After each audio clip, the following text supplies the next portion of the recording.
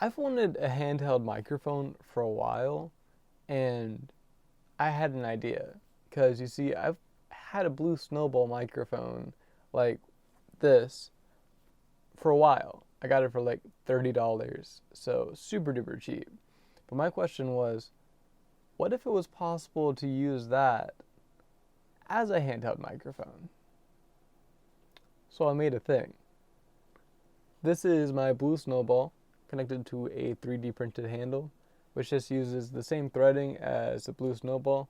And then went into Tinkercad, which I'll show the files online now, to model a handle grip for this, and then I just 3D printed it out.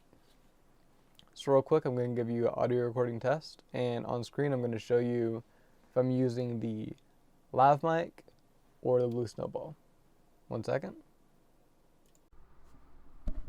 Alright, so this is just an audio test on my Canon T6i, switching between the lav mic here and then the blue Snowball attached to the 3D printed handle. So this is just an audio test. And then I can also attach this little black filter to help with popping sounds and such.